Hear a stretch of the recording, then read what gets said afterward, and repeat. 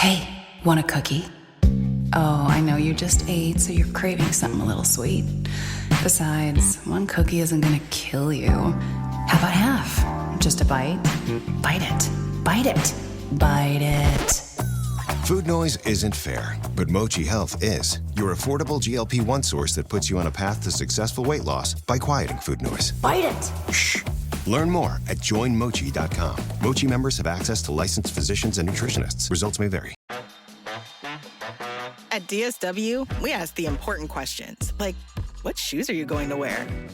Whether you're prepping for wedding season, festival season, or just planning the ultimate vacay, the right shoes can make or break an RSVP. So own the moment. You've got big plans, and we've got just the shoes. At the perfect price, of course. Get ready to get ready with Designer Shoe Warehouse. Head to your DSW store or dsw.com today and let us surprise you. Voices for Justice is a podcast that uses adult language and discusses sensitive and potentially triggering topics, including violence, abuse, and murder. This podcast may not be appropriate for younger audiences. All parties are innocent until proven guilty in a court of law. Some names have been changed or omitted per their request or for safety purposes. Listener discretion is advised. My name is Sarah Turney, and this is Voices for Justice.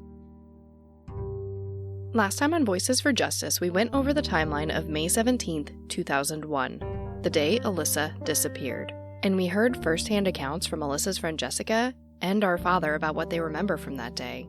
In this episode, we are going to begin looking at the events that occurred immediately after Alissa was gone, as well as the beginning of the investigation into her disappearance. Although he didn't express a lot of concern about Alissa's safety when reporting her missing to the police, our father began calling Alissa's friends with a lot of urgency about the danger she could be in, and he immediately asked me to create a missing persons flyer. In his 2009 interview with ABC 2020, he explains his state of mind during this time. When the interviewer states, "It must have been terrifying for you," our father responds, "Yeah, knowing my daughter better than anybody else did, it scared the living hell out of me. So I started, calling everybody I could call. And then calling her brothers, which I couldn't get a hold of, and telling them, look, we got a problem. We need to get everybody down here now, and we gotta find Alissa, because she's really done something stupid, and we need to, see if we can't find her." But despite this statement about gathering everybody he could to search for her, Alissa's friend Janae said that her mother actually offered to put together a search party, and our father turned her down. So I vividly remember the phone call that your dad made to my house when Alissa went missing. And my mom adored Alissa. And so he wanted to specifically talk to me, and my mom would not let that happen. Right. I had to sit in the living room. Her and I were on the couch together. She was holding the phone and he was on speakerphone.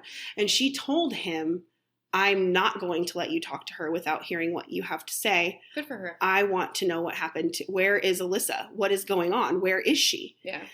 And, he started asking me questions about the last time I saw her. And the last time that I saw her was, after Stacy's funeral. We kind of hung out there for a little while and chatted it up. But other than that, her and I really had lost touch because you guys had moved away. When he called, he started asking me questions about if I had talked to her, if I had seen her, if she told me anything, if I knew where she was. And, my answer was no, I hadn't talked to her. I have no idea.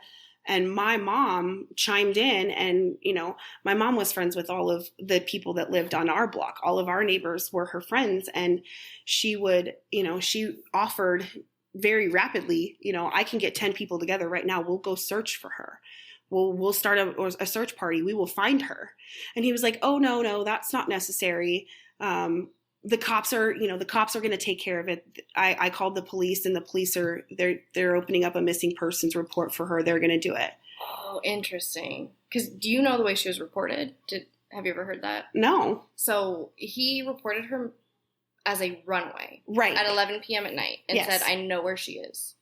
He basically said, "My 17-year-old daughter ran away to her aunt's house in California. I just wanted to let you guys know." So, there was no missing persons case. It was just runaway. Guy knows where his daughter is. We're not going to look into it. The police never even came to the house. Yeah, they never came to my house either. Yeah. My mom was waiting. Yeah. My mom would have gladly talked to them. My mom, So, I mean, what did your mom say when he was like, no, we're good. No, don't search for her? I don't even remember her exact words. Gosh, Sure, it was yeah, 20 years ago. yeah. But, I think she clearly just left it alone. Our father also began asking Alyssa's friends if they would get together with him to hand out her flyers, but he never followed through. And despite getting these calls from our father in a panic, those closest to Alissa did not share the same fear for her safety. In fact, it seems that Charity, Jessica, and Katie were all relieved that Alissa seemed to have gotten away from our home. Did my dad talk to you that day, or did he talk to your parents? He got my mom. I think I was at work. And so I got home, and my mom just said, have you talked to or seen Alissa? And I was like, no, why? And she's like, well, I just got off the phone with Mike, and he was giving us a call, looking for Alissa to see if she'd been here or if we had spoken with her. And I was like, no, I haven't talked to her at all, and she said, well, she's run away. Yeah. When you're like, good, which I get. I actually, looking back on the time, I had a very big pit in my stomach, but yeah, my head was telling me, well, good, finally she got out. Yeah. It was also telling me, I'll hear from her then in a few days. She's not, she's free and she's mobile, so I'll hear from her. Exactly. That's what you think. You don't think that they're kidnapped or in trouble. You think, oh yeah, my friend would totally do that. They'll be back in a few days. Yeah, she'll get a hold of somebody. It'll be okay. Yeah. The day after she disappeared, he called and said that he was going to print up some flyers and then he was going to gather people to hand them out. And then I never heard from him. Yeah, that never happened. I mean, we printed flyers, but he never got people to gather. There were a couple of flyers. Yeah. So after I didn't hear from him for a couple of days, I was like, he doesn't want to find her. So I don't know if I've even told anyone this, but like when she quote unquote ran away, your dad called me and he said he was frantic and he said, Alissa ran away. I need help putting out flyers. And of course I was scared for her, but I was actually like kind of happy for her because he had said the thing about, I think she ran away to be with her, I think it's her aunt in California. Mm-hmm. And in my brain, I was like, oh my God, I'm so happy that she's gotten away from you. And that was like, I wasn't super scared about her being gone because I was so happy for her getting out of the situation because she was so unhappy there. And although my siblings and I didn't express the same relief that Alissa was gone, we certainly weren't panicking like our father appeared to be. As far as I know, none of us went into high alert or even aided in the efforts to distribute her flyer at first. We all saw how much she disliked our father, and we really thought she had just had enough of the rules and left. But we all thought that she would be back. In addition to these calls about gathering people to hand out flyers and forming search parties that never happened, I found a police report outlining some interesting phone conversations our father engaged in around this time. The report reads, "The next recorded conversation is an outgoing call from Mike Turney to Alyssa's boyfriend, John. Mike again requests that John write a letter. He says he doesn't want to badmouth Alissa, but that she was too trusting. He wants John in his letter to emphasize that Alissa was naive and that she had a trusting nature. He says he is worried because he has not heard from her. Mike mentions that Alissa was always fascinated by tattooed and pierced men." The next recorded conversation is between Mike Turney and an unknown female. He speaks about Alissa at great length. He says that Alissa does stupid things. He says that she would talk to anyone and wander away as a child. He mentions that when she was 6 or 7, she ate a mushroom endangering herself. Mike says that you could almost see "victim" stamped on her forehead. Mike describes his searches to locate her and says that he is a tenacious, loving parent. The next segment is a phone call from Mike Turney to the Phoenix Police Department. He leaves a message saying he has a question about a guy at Jack in the Box that he thinks took Alissa to California. He also wants information about sex offenders in the area. The next segment is a recorded phone message to the Glendale Police Department. Mike talks about Alissa being missing and mentions that she had relatives who lived in Glendale who were marijuana users. The next sentence has a word omitted, which I will read as blank, but if I had to guess, I would say the word is probably molested or abused. So, Mike also mentions that Alissa was blank by her uncle when she was 9 years old. He says that this was a relative of our mother's. Next is a recorded incoming call from Barbara at Paradise Valley High School. Mike discusses that Alissa ran away. He says that he would like to be notified if a request is made for her school records. Mike discusses Alissa at length, saying that she was easily misled and addicted to marijuana. Mike says that Alissa's boyfriend was dominating. He also says that she complained that Daddy was too hard on her. He says Alissa talked about running away the summer before her disappearance. Mike mentions that he is, quote, worried to death about her. He says that police would not help him get the phone number from which she called. The next segment is a recorded outgoing call from Mike Turney to a young female named Julie. Mike requests that Julie write a letter for him about Alissa. He states that Alissa is still missing and he wants her to describe how easily misled she was. He mentions that Alissa has ADD and he requests that Julie mention that Alissa was not happy with her boyfriend John. Mike repeatedly requests that Julie mention how endangered and naive Alissa was. He says she almost got herself killed many times. Julie asks how John is holding up. Mike says that Alissa and he had a big fight on the day before Alissa went missing. Mike also says that Alissa came from a long line of women who never graduated high school and would get pregnant young. Mike says that he is very worried about Alissa. Julie says that she will try to write something up. And at the bottom of this report, there's a note from the detective that says, "It should be noted that I have not yet identified Julie." Although it appears that our father was attempting to contact anyone he could about Alissa being gone, he actually gave me Alissa's cell phone almost right away. Not for me to monitor or to assist in communication with her friends, but for me to have. I want to believe that he asked me to tell him if anyone texted or called about Alissa, but I can't remember for sure. But I do have a clear memory of sitting on our back porch that summer, listening and re-listening to Alissa's voicemail greeting over and over again. I was missing her so much, but also torn about deleting this off of my newly acquired cell phone.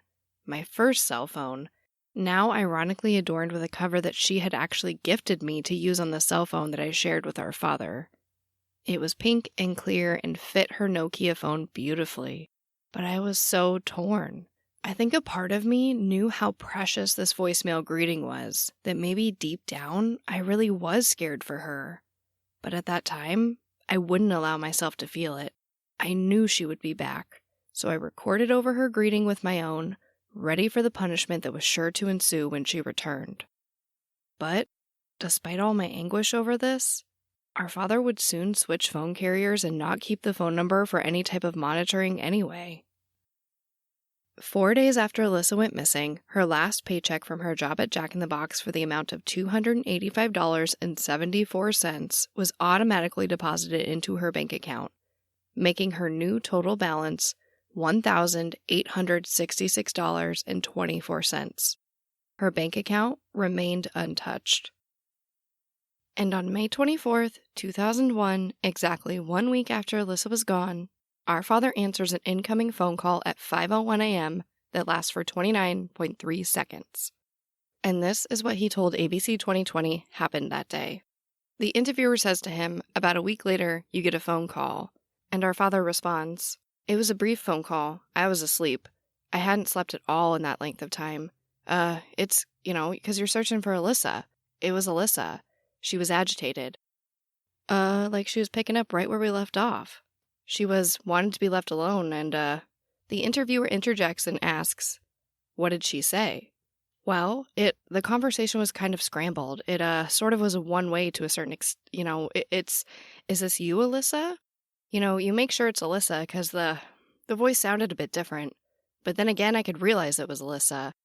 And then, she basically, it's as if she pulled the phone away from her mouth, as I recall, and she Said a few cuss words and stuff about leave me alone, and then the phone went dead. That's basically how I remember it, but it was mainly criticizing me for what I had done. But I thought it was strange that she had called. Maybe she wanted to come home. And so that's when I panicked even worse, and I jumped out of bed because, what's that *69 thing where you dial the last number called? Well, instead of doing that, which was the appropriate thing to do, but half asleep and medicated really heavily, I jumped up because I thought maybe she'd call close to the house. Because with my background, that's sometimes what people do. So I ran around the phones by the house, and by the time I got back, my brother-in-law had called me, so I couldn't punch the last call waiting to get back into it. You might be wondering, where's the audio from this call, or at least the transcript? Remember, he had been recording every phone call going out and every phone call coming into the home for almost 30 years at this point. But somehow, this extremely vital phone call was not recorded. He continues in that same interview to state, when Alissa called, it was like 4 or 5 o'clock in the morning. And if I don't reset the tape, because it's, I don't have a lot of money. It's a cheap tape. So if it doesn't reset, then I have to go do it in the morning, reset it, turn the tape over. To clarify, this machine only recorded while there was an active call. It was not a machine that was recording continuously and would have possibly run out of tape overnight. So that tape would have only run out under 2 conditions. The first being if you were on a phone call in which you would hear the loud click of the tape switching from record mode to off like an older cassette player. The second possibility is that an incoming voicemail filled the remainder of the tape, causing it to run out while no one was around to hear it. Both are valid possibilities, but this makes me wonder, when was the last time this tape was checked? Was he even waiting for a call from Alissa? In addition to the audio from the phone call, people began to wonder about the video footage from the day Alissa disappeared. We spent so much time discussing how extensive this surveillance was on Alissa before she left. We learned about secret cameras and possible secret audio devices. So where is the footage from the day Alissa disappeared? Where is the video of him returning with Alissa from lunch? The video of their fight from the internal camera? Where is the video of Alissa leaving home to run away to California? There has to be something, right? Well, in that same interview with ABC 2020, our father says, quote, "There was nothing on the tape. They were told that. They were both told that. I saved it and said, 'Do you want me to give you this tape?' A detective told me no. He said, 'No, man, this is just a runaway. I don't need all that stuff.' They were told there was nothing on the tape, which made me kind of wonder, how did Alissa get out of the house without being recorded? But then again, because the tape recorder was on as soon as I left that house, I would turn it on. It was only an 8-hour VHS that I had. It only lasted 8 hours.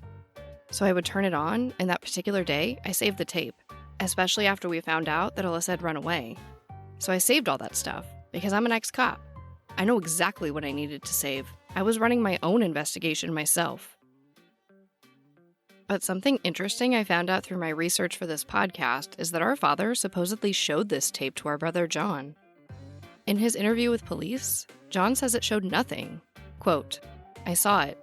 It showed him arriving or whatever, pulling out, but I never saw Alissa in there. He just showed me the time that he was going to pick up my sister. Never showed anyone in the camera." In this interview with police, my brother makes no mention of a date or a timestamp on that video. John also mentions that Alissa would have known to avoid the cameras. But then the detective brings up a good point. Would an angry teenager who stole their father's money and left a note outlining a plan to leave really take the time to avoid cameras on their way out? The detective wasn't so sure. And honestly, neither am I. But since according to our father, there was absolutely nothing on that tape, he taped over it. A man who was undeniably paranoid about being accused of abusing his daughter, a man who retained surveillance from the 1970s, taped over the video surveillance from the day his daughter disappeared just for the sake of reusing the tape. Why not retain this video, even if it showed nothing, if just to help us understand what happened or didn't happen that day? Another interesting factor about the surveillance from Alissa's last day is that in other instances, our father is quoted as saying that a tape actually never existed from that day. And he told my aunts both stories. Here's what Teresa remembers. First of all, he said that there was no recording that day. He'd forgotten to turn the cameras on, or recorder on. Right. And then it was, oh yeah, there was a recording, but there was nothing on it. So at this point, despite years of cultivating surveillance systems just to watch Alissa, literally in our father's own words to monitor her because she had been discussing running away, we have nothing. Nothing from the day she went missing and nothing from the day she supposedly called. We have countless tapes of her at Jack in the Box, of her fighting with her boyfriend, making out with a boy on the couch, audio of her from when she was 14 telling a boy she was bisexual, but absolutely nothing from the two most important days in this investigation. After receiving this early morning phone call, our father attempts to get the phone number it was dialed from. However, he states that the phone company is uncooperative and that the police also refuse to help. So, he begins filing motions to sue the phone company to release the number. But while he is going through all this litigation, he begins making trips to California to search for Alissa. And according to his cell phone records, he begins making calls to a California cell phone number. The police report reads, "The bill also documents roaming charges during June 2001. And where there should be a number in this next sentence to explain how many phone calls he made is just left blank. It's not omitted, it's just simply not in the report. So, the next sentence reads, there are over phone calls made to a California cell phone number. These calls originate from different California regions, including Los Angeles, Montebello, Pasadena, Ontario, and Riverside. It should be noted that this is the region where the reported call from Alissa came on May 24th, 2001. Detective Anderson is conducting research to determine the source of this call. It will be documented in a future supplement. However, if there was a future supplement to accompany this report, I was unable to locate it. But I have to imagine whoever was on the other end of those phone calls has to have a piece to this puzzle that we don't. Around this time, our father registers Alissa as a runaway with the National Center for Missing and Exploited Children. The police review a paper form filled out by him in the following report. But before I get into this next report, I want to take a second and explain something that he mentions. Our father has made many claims that one of the reasons Alissa, quote, ran away was because she would have to take the Ames test. What he's referring to is a new testing system in Arizona that was implemented around that time. What this required was for the students to take an extra test in order to graduate from high school. However, I remember this test because it was implemented the year I was supposed to graduate, not the year Alissa was supposed to graduate. Although they may have been giving out practice tests for the Ames, they did not count towards graduation when Alissa was in school. So again, although he states that the Ames test is a reason for her running away, this was not implemented until 2006, a whole 5 years after Alissa was gone. But with that being said, the following police report reads, among the paperwork is a pre-printed form titled Missing Children Help Center. It appears that Mike Turney filled out this form. He lists her as a runaway. In the identifying mark section, he lists a scar on her chin. There is no mention of a broken nose. On the form, there's a section titled, quote, Description of Abducting Person/Parent. Mike Turney puts his own information here and then crosses it out. It appears he filled this in error. In the Details of Disappearance section, Mike Turney writes, Alissa is an ADD student, tested and identified. She has no criminal record, but has all the characteristics of a short-term memory, poor test scores, easily influenced, etc. Within the last 8 months, she has added a job, full-time boyfriend, and additional testing with the Ames. In her own words, quote, her world had become too complex. We had been fighting over ditching the Ames test, her not getting enough rest, the peers she hung out with, a possessive boyfriend, marijuana, and her giving out the home phone number and or taking numbers of strangers at her job at Jack in the Box. We also had an amicable relationship, as witnessed by many friends. We had argued over her visiting her aunt in California because they use marijuana. I gave in to her being allowed to go, but set a 1-week period. Alissa was in need of a break from my tutoring her, my parenting, taking her to and from work, her boyfriend, and her job. I left to pick her sister up from school. When I returned, she was gone, leaving the enclosed note, taking money, left her cell phone, and took 1 week's clothing. On May 24th, 2001, I received a 20 to 30-second phone call. She was still angry. I am attempting to get the phone number she called from, which sounded like a public phone. On July 3rd, 2001, our father receives the records from the phone call placed on May 24th after successfully suing the phone company. However, the location from which the call was made is not given. So he says he calls the number repeatedly until a man answers and tells him that he is indeed calling a public payphone, and that it's located in Riverside, California. He then gives our father directions to the location. So our father takes another trip to California, and this time, he takes me with. From what I can gather from the police records, I believe that I went with him to Riverside, California from July 5th to July 7th. We stayed at a Best Western that was supposedly close to my Aunt Lynette's house.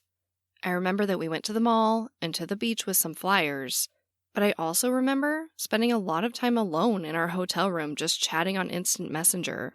At this time, my father stated that he was going to that gas station to take pictures and speak with the employees. Despite it being less than 2 weeks since that phone call, no security footage of Alissa making the call or even being at the gas station was recovered. And there is no statement from any employee about seeing a girl that matches Alissa's description. But it appears that he was actually spying on my Aunt Lynette at this time also. He went to her home and documented the people coming in and out.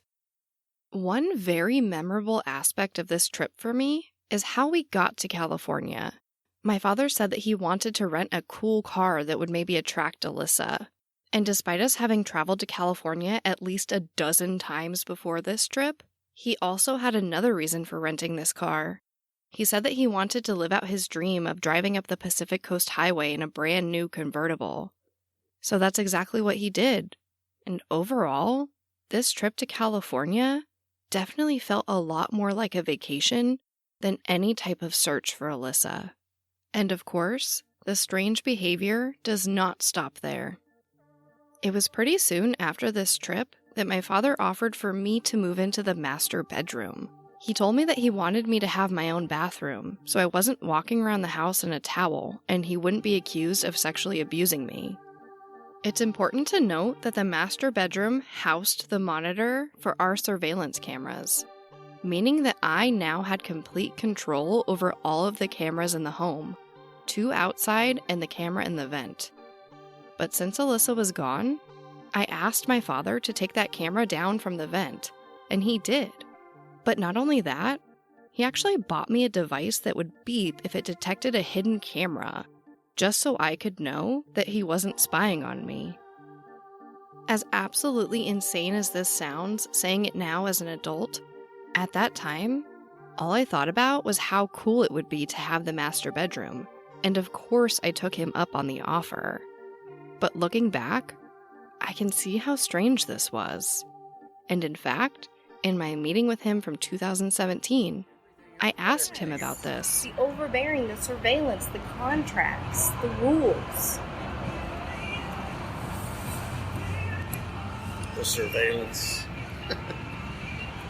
Do you not remember me asking you to take the camera out of the vent and then you gave me the camera detector? If that was for the safety of your family because our RV got stolen, why would that end when Alissa left?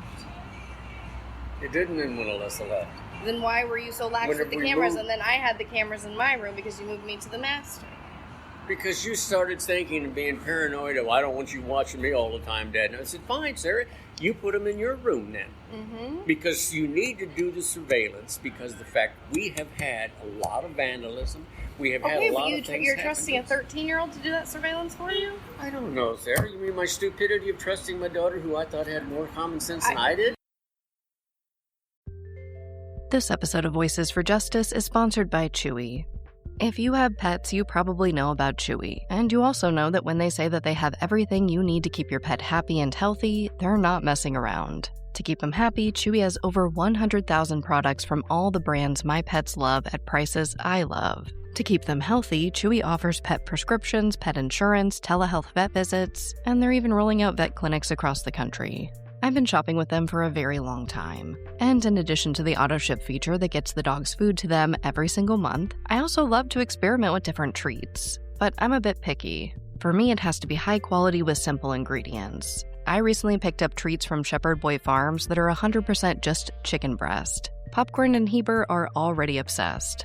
Chewy has everything you need to keep your pet happy and healthy. And right now, you can save $20 on your first order and get free shipping by going to chewpanions.chewy.com/Sarah E. Turney. That's chewpanions.chewy.com/Sarah E. Turney to save $20 on your first order with free shipping. chewpanions.chewy.com/Sarah E. Turney. Minimum purchase required. New customers only. Terms and conditions apply. See site for complete details. Insurance isn't one size fits all. That's why customers have enjoyed Progressive's Name Your Price tool for years now. With the Name Your Price tool, you tell them what you want to pay, and they'll show you options that fit your budget. So whether you're picking out your first policy or just looking for something that works better for you and your family, they make it easy to see your options. Visit Progressive.com. Find a rate that works for you with the Name Your Price tool. Progressive Casualty Insurance Company and Affiliates. Price and coverage match limited by state law.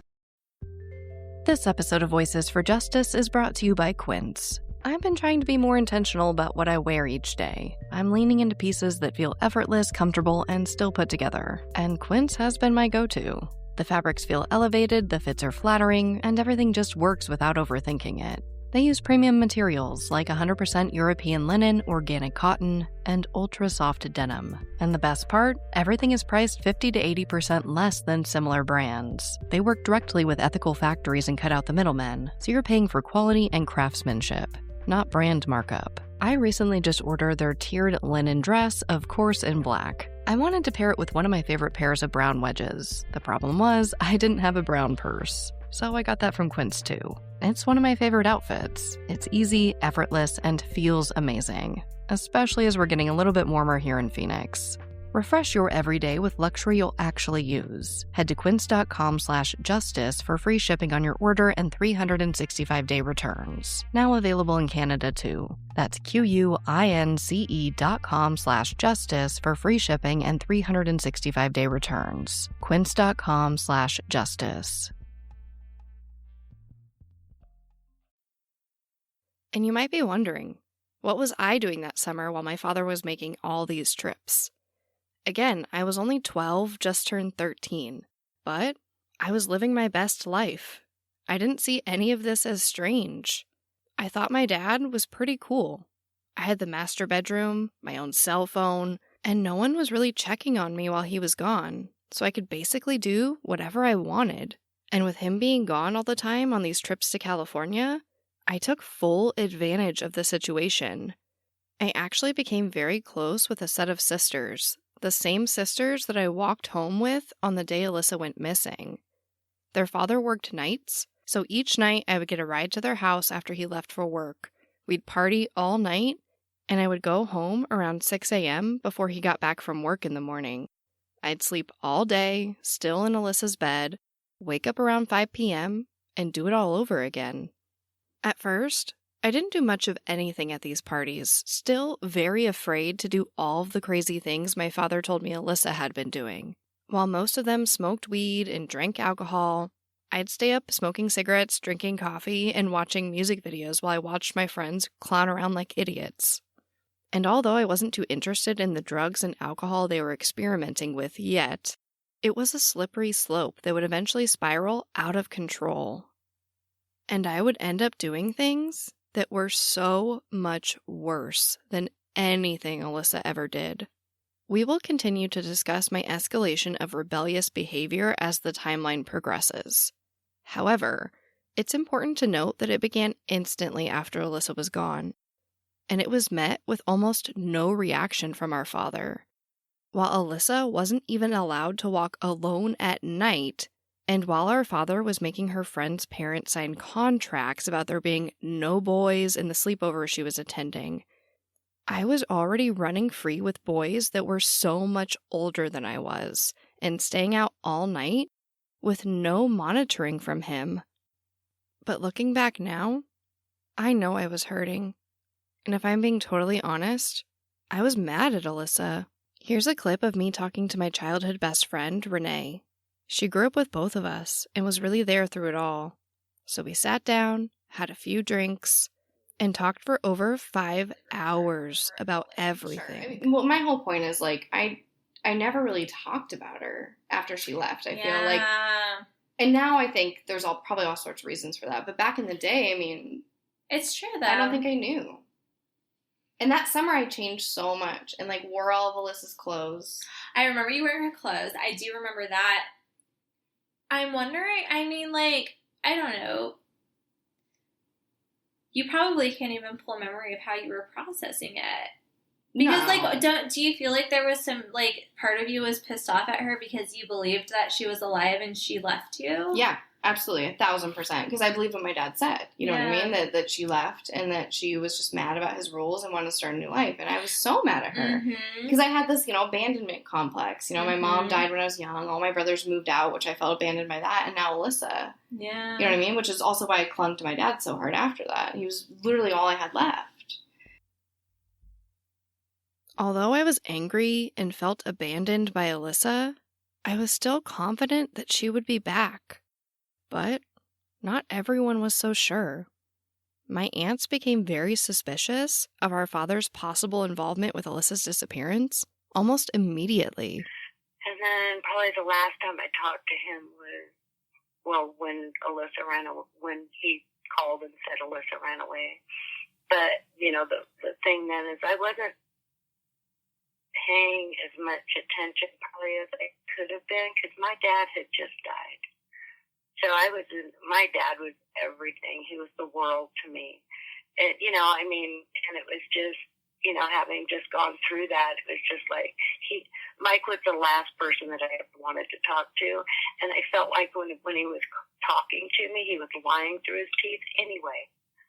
Because I called Lynette and I said, what the fuck is going on? And she, then she told me, I said, he never has called me about anything. Why would he call me and get telling me all these details about everything, from her, money and the car keys and the note and, all this stuff and her not taking anything with her, and all this stuff. And then later find out that he's told different things to different people. But these discussions about my father's possible involvement with Alyssa's disappearance did not just stay in the family. My Aunt Teresa outwardly expressed these concerns to the police immediately. And this is the point in the timeline when we meet our first detective from the Phoenix Police Department, Detective Schoenfelder. But honestly, I don't know much about this detective. And 18 years later, I couldn't even confirm his first name. There is no public record of a Detective Schoenfelder working Alyssa's case.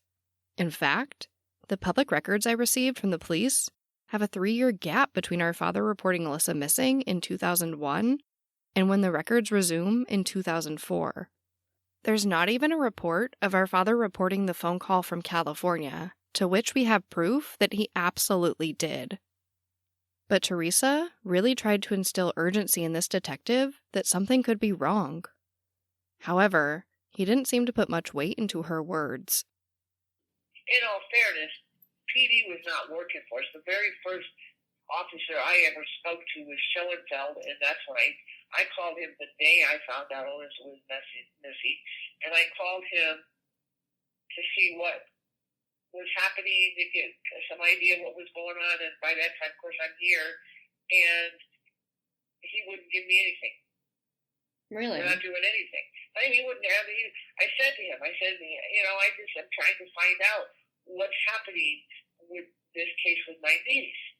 And he basically told me, well, everything we're doing is we're talking with the dad. We're talking with the dad. We're talking. I said, and he told me, he said, Mr. Turney's already told me that you and your family don't have a fair liking to him or opinion of him, and so then you're going to make up stuff about him. Oh, just like CPS, all those preemptive warnings. Yeah, exactly. Having worked a teen runaway program, the way he went about it is absolutely, completely out of character for anybody who hasn't run away. Anybody who hasn't run away. My dad or the detective? Your dad. Okay. Well, yeah, I mean, the way she was reported, everything. Look, my daughter ran away, and here's what we got. The police come out, and they take a report. Well, none of that happened. No, and he would have known to fight for that. Sure. Yeah. So he set it up, and like I said, when you read, and I'm pounded this into people who keep questioning, well, we got the note. The note came after a conversation she had with my sister to come to California to spend the summer. Right. That's exactly. So I'm sure when this idea first came up, Alyssa's got a boyfriend, she's got a job, she's got her friends, it's summer, I'm out of school.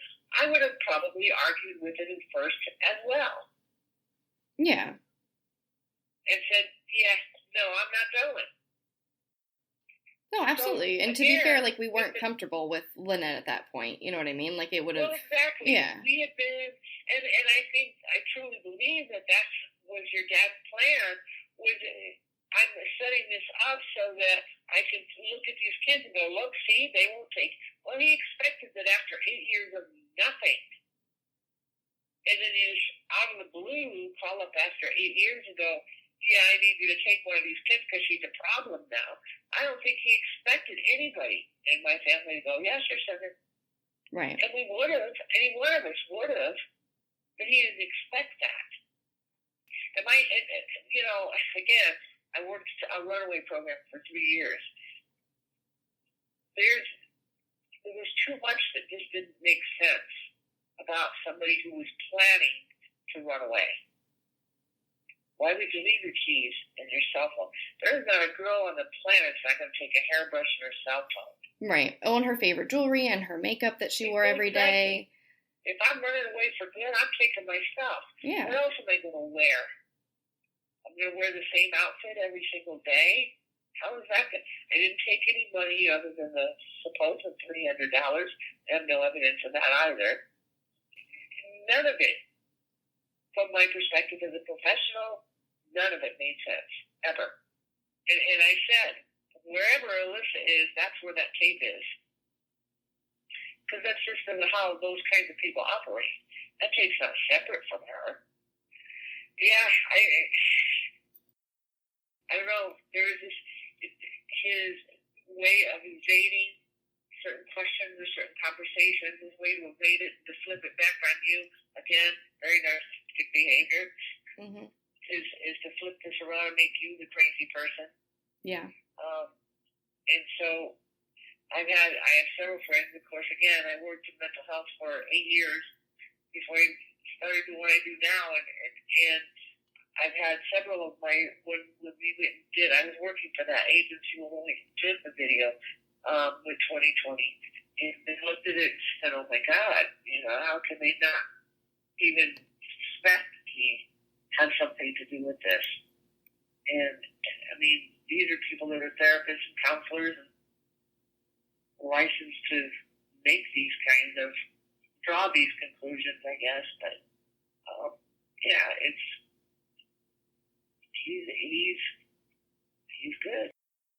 I clearly don't understand Phoenix PD, but I fully am not surprised, just based on how Schoenfeld acted with us when we first made contact with him.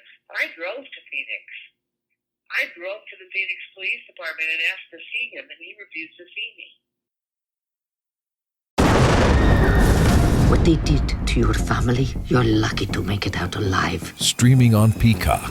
These men are going to come after me. Taking them out is my only chance. put a bullet in her head. From the co-creator of Ozark. Looks like a family was running drugs. Execution-style killing, it's rare for the Keys. Any leads on who they might have been running for? The cartel killed my family. I'm gonna kill them. All of them. MIA. Streaming now. Only on Peacock. Zootopia 2 has come home to Disney+. Let's go! Get ready for a new case. We're gonna crack this case and prove we're the greatest partners of all time! New friends. You are... Gary the Snake. And your last name? The Snake.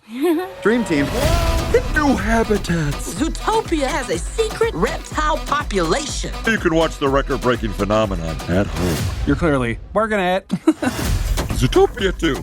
Now available on Disney+, rated PG. Stitch Fix. Stop shopping, get styled. A+ on the outfit, Miss Turner. You are about to slay parent-teacher conferences. Oh, these? Just the most perfect fitting jeans my stylist sent me. Oh, hello, you, who didn't set one foot in a mall and still looks amazing. Just share your size, style, and budget, and your stylist sends personalized looks right to your door. Stitch Fix. Get started today at stitchfix.com. To my stylist, this look is dedicated to you. Thank you. Thank you. But while Teresa was convinced that our father had something to do with Alyssa's disappearance, like he had mentioned in his letter, our father began what he called his own investigation. On July 9th, 2001, he writes a letter to the Columbia County Sheriff's Office in Oregon. This is where our mother's brother and his wife Lori lived at the time. It reads, "To whom it may concern, this information is being provided for the benefit of my daughter Alyssa's welfare if she made it to her Uncle Kevin and Aunt Lori Farners at," and he gives them the address in Oregon. The handwritten information is for police officers only. Alyssa is an identified ADD child in school. She has consistently displayed a personality with traits of being easily influenced and misled. Her behavior is determined by whom she is with. This mandated that I scrutinize her activities and with whom. Out of my 6 children, she is the only child I have had multiple conflicts over her usage of marijuana, the last being several weeks before she left home. Alyssa has been threatening to leave home for over a year due to our conflicts, the constant troubles with the educators pertaining to her ADD program, the pressures of her first job, and a dominant boyfriend. All of which made her world far too complex to deal with. I saw this, but failed to take actions to reduce it soon enough. She had been talking about going to California for some time. Alyssa left home on May 17th, 2001, leaving a note that she was going to California. The Phoenix PD were called, whereupon a report was filed and then assigned to Detective Schoenfelder. She called home on May 24th, 2001. I was not able to obtain the phone number from which she called, because Arizona does not include endangered runaways as a part of their clearinghouse powers to assist a parent in searching for their missing child. And the phone company denied my pleas for information. My investigation consisted of calling phone numbers she had, meeting with one of her boyfriends, passing out flyers, searching the area, and staking out suspected friends that might harbor her. The flyers only produced one possible sighting. With a court order, I learned that she called from Riverside, California. This location is approximately 60 miles from another aunt in Torrance, California. He then proceeds to provide our Aunt Lynette's address. I traveled to Riverside, California to continue my search. The local California Highway Patrol, Riverside PD, and Moreno City PD were given flyers, as well as my searching the area with pictures and flyers for a mere 2 days. Out of the many people I talked to in the area the police told me that the teens hang out, only one person thought he might have seen her, but was uncertain due to so much time having passed. On July 7th, 2001, I traveled to Torrance, California. There are many coastal beachfront cities in that area. I left these posters with each of them, explaining my concerns. I staked out the aunt's house and then contacted her on the phone. She promised to meet with me and my other 12-year-old daughter that she has not seen since 1993, but failed to show up. I noticed that she had a lot of visitors of various types of people, but nothing to indicate that my daughter was there. When Alissa first ran away, I had contacted the aunt to inform her, asking for help should she go to her. There have been bad relations between my deceased wife's family and I over who should have custody of Barbara's children that I adopted and the daughter that we had since 1993.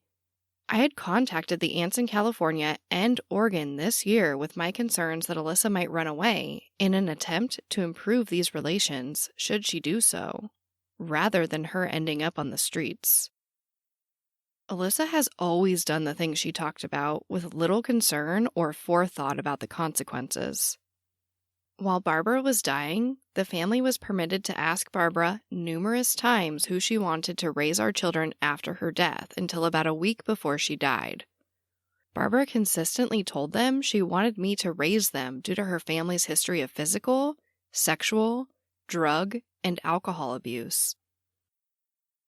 I had 5 at home when she died. All 4 older male children graduated from high school. 2 from college, 1 from technical school. From 1993 to 1996, Barbara's family made numerous attempts to take the 3 youngest children by using Barbara's oldest child, asking me to let the girls attend their mother's funeral in Kansas, one aunt coming to Arizona, and numerous calls to Arizona Child Protective Services, all of which failed, but caused a great deal of problems to a family with more than enough problems trying to get over the loss of a mother, wife, and best friend. It also opened the door for Barbara's 2 oldest to use the threat of CPS to get the things I had refused to let them have or do. During the period of time Barbara was going through various treatments and surgeries to save her life, I permitted her relatives to stay in our home. Marijuana became a problem because they brought it out around the children when I was in California making arrangements to move the family closer to UC Davis in Sacramento for chemotherapy. After moving to California, her surgeries and treatments were all failing and death was inevitable. Barbara asked me to look the other way if her family would agree to not expose the children to marijuana. I agreed to this, knowing Barbara had little time left. Barbara told me that Lori has always had a serious addiction to marijuana, with a habit of usage similar to a smoker's habit of a pack a day. Therefore, she was growing it for her own use and to make a little money. The aunt in Torrance, California, has confirmed this to me several times, including most recently defending the usage of it not being any worse than the cigarettes that killed her sister Barbara. The only reason I'm bringing this up is in the event that their luck runs out and they get caught with my daughter Alissa being with them. I do not want her to fall into the criminal system. Alissa would most probably join in with them, because that is how she comprehends such a situation. In spite of my continued teachings of how the criminal system works based on my prior experience as a sworn deputy in Maricopa County, Arizona. She has also completed a DARE program at school, but consistently failed to comprehend how she could be arrested for possession of marijuana just by being with friends who are using it. My other 5 understand this, including the 12-year-old who has walked away, turned it down, and chose other friends when exposed to it, except Alissa, who I punished for such acts. I am concerned for my daughter's welfare due to her mental impairment and susceptibility to strangers, because she is easily misled and far too trusting. My concerns are not just centered around her being arrested.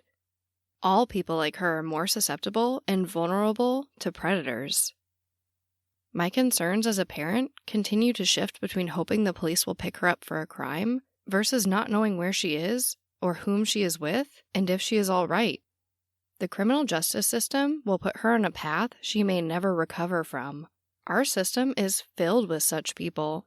I pray we do not have a trade-off, my learning her whereabouts in exchange for her falling into the criminal system. However, anything at this point would be better than not knowing. I know it is a long shot that she may be in Oregon, based on the fact that the aunt in California told me in April that she is going to Oregon to see Lori in July. Alissa calling 60 miles from this aunt's house in California, which is en route to Torrance, and it's all I have left, other than waiting for a phone call. And the letter is signed Michael Roy Turney. A few days later, he copied the letter he had written to the police department in Oregon and sent it to Detective Schoenfelder, along with the following note. I am enclosing a copy of the letters I sent to the Oregon police authorities, which sums up my trip to California searching for Alissa. Once again, this information is to assist in my search for my daughter out of true concerns for her welfare due to her diagnosed mental condition, and possibly prevent redundant work to allow your office to focus on more important tasks. Once again, if you receive any information you may not have time for or think is worth pursuing that you can share with me, please pass it on so I may follow up on it no matter how frivolous. Sincerely, Michael Roy Turney. And on July 25th, he writes another letter to Detective Schoenfelder, this time with additional concerns. I am enclosing copies of the descriptions given to me by two of Alissa's co-workers and/or supervisors of the tattooed Caucasian male coming into the Jack-in-the-Box until she ran away. It may not be significant at this time, but at this point, I cannot just stand by and wait for a phone call. I understand that at this point, it is just a runaway 17-year-old. But as a parent who knows his daughter better than anyone else, I cannot help but worry. From the written description given by Alissa's friend Chris, I looked up the name Black Box in the phone book. I called the number on July 20th, 2001, contacting a secretary or dispatcher. After describing this person, she recognized him, telling me that she would page him to call me. On July 24th, 2001, I called again. On July 25th, 2001, a man calling himself Paul Abbott called identifying himself as the person at the Jack-in-the-Box. He told me that he and several other employees, naming one as Jimmy, an older man, ate at Jack-in-the-Box, where he talked numerous times with Alissa, stated that he did not remember the conversations or if Alissa had talked about going to California, that she was very friendly, giving them special deals on their meals. Stated that he never talked alone with Alissa, outside or anywhere. He stated that he saw the poster on the door with Alissa's picture, and that they stopped coming in after that. I asked if he heard of anyone that might have given Alissa a ride to California. He told me that all the guys were married and wouldn't do anything stupid like that. Mr. Abbott's verbal demeanor and skills were much different than I had expected from his physical description. He sounded very intelligent, presenting himself well with a very pleasant, salesman-like voice. I was told by Sandra at Paradise Valley High School that a company named Black Box worked on campus for the school. I also contacted Barbara at the Paradise Valley High School registrar, advising her that Alissa was a runaway and had not yet returned, requesting that should anyone request her school records for another school in or out of state, that she would contact me. I did give her permission to release them should Alissa be with her mother's relatives and choose to finish school. No activity in Alissa's savings account at Desert Schools Credit Union, and no word from any of her associates or friends.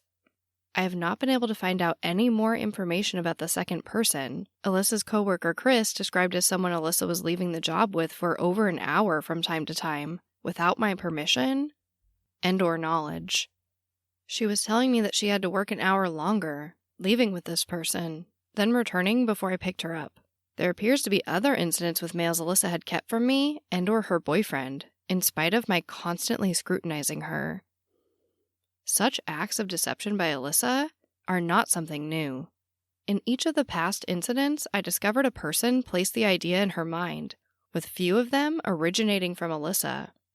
In spite of my sharing her characteristic of being easily influenced with everyone I permitted her to spend any length of time with or spend the night with, including her supervisors at Jack-in-the-Box. I checked the internet under registered sex offenders for a possible match on Paul Abbott. There was nothing. I am aware that all of this means nothing at this time, and may have nothing to do with my daughter running away or how she made it to Riverside, California. However, I am keeping a file in the event that anything adverse is discovered later. With Alissa's condition, I still find it difficult to believe that she made it to Riverside without someone helping her. If you can use your resources to check out this person for any priors related to sex and/or drug crimes, I would appreciate it.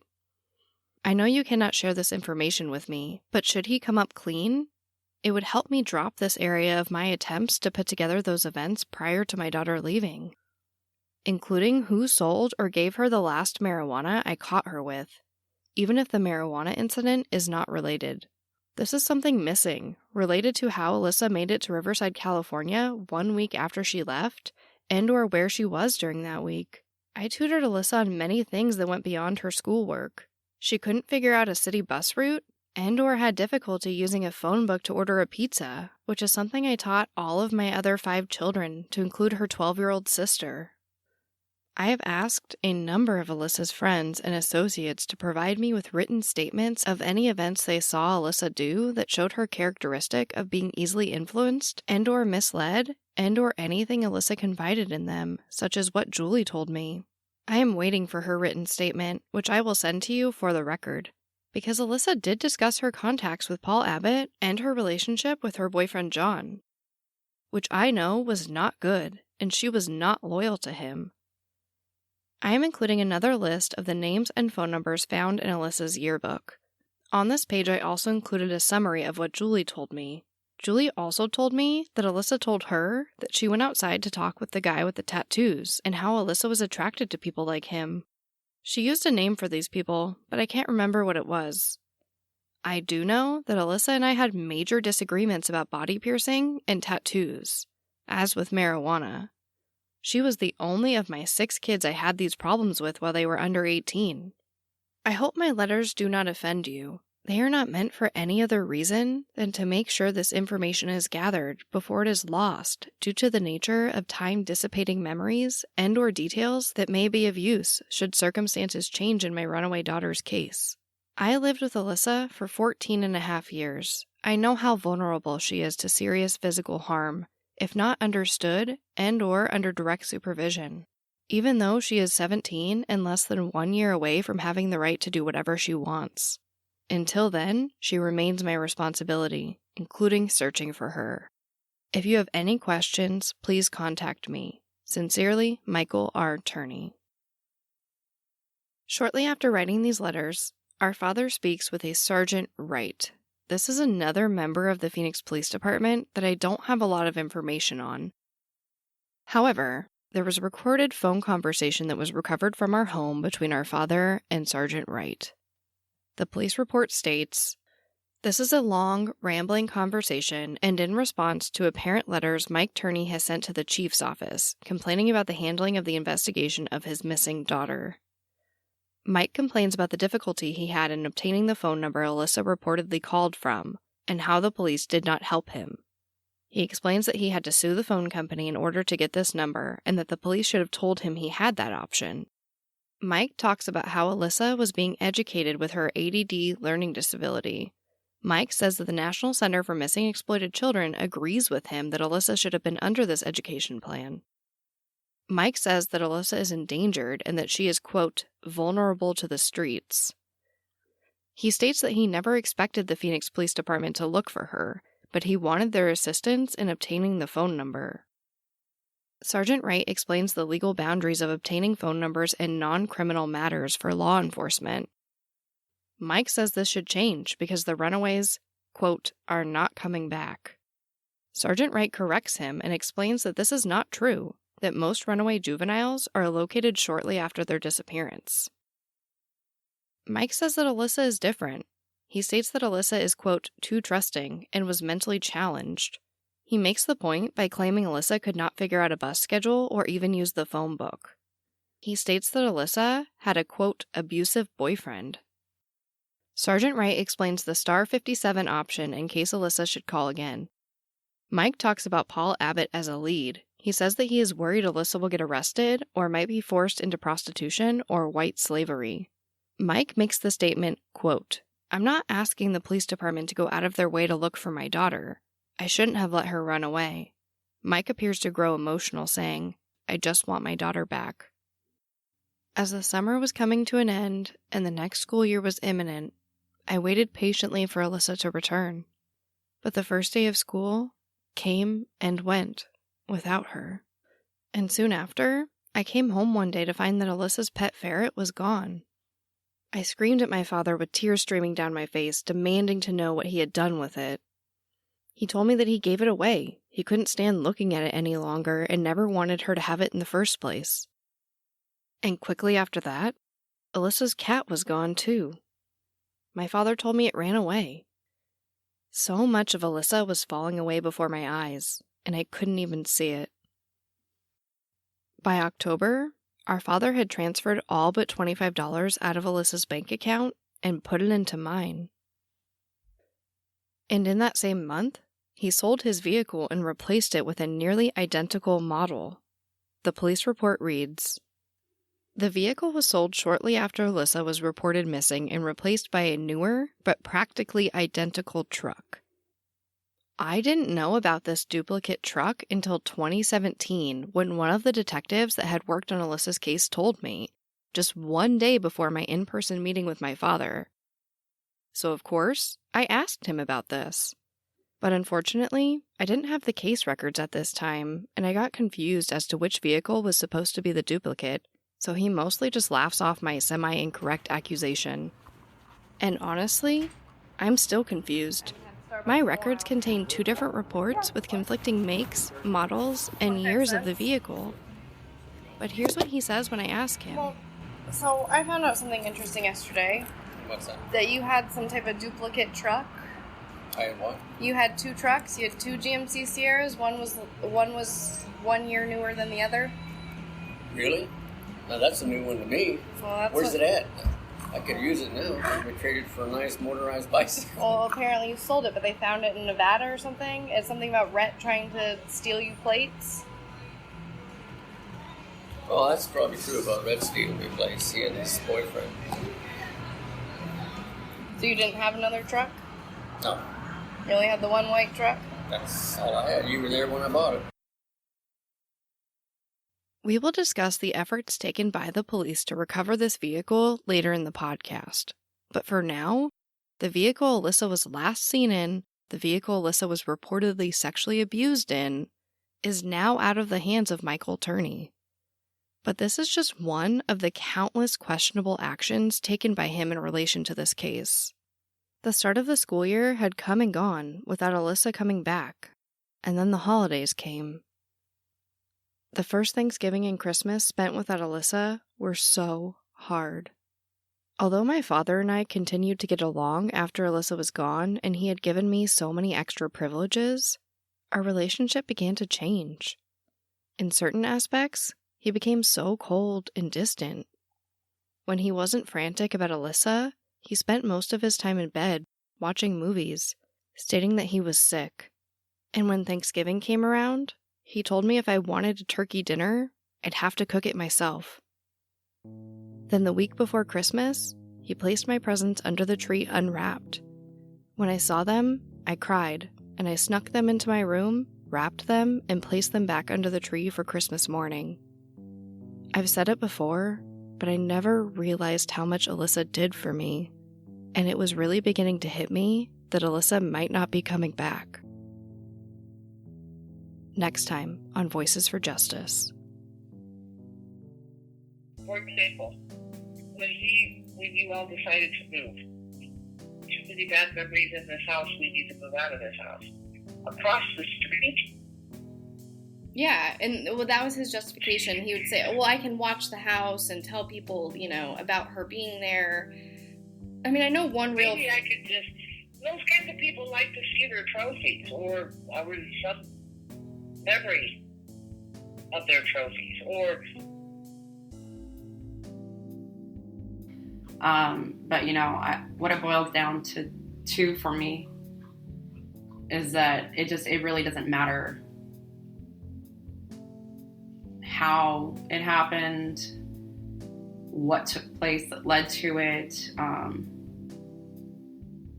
don't even know if maybe, there would be other people involved. Maybe he had help. All I feel within my being is that your father knows more. And when we were at that Zia, you came up to me and you said, your dad killed your sister, right? Like, and it's possible that you were like, hi, hello, how are you? But that's what's stuck in my mind. It's probably likely that I was just like, hey, I know your dad fucking killed her. Yeah, well, and fair enough. Like, thank you for doing me that kindness. And I didn't remember what I said to you. I still don't remember, but you do. You remember me saying something back.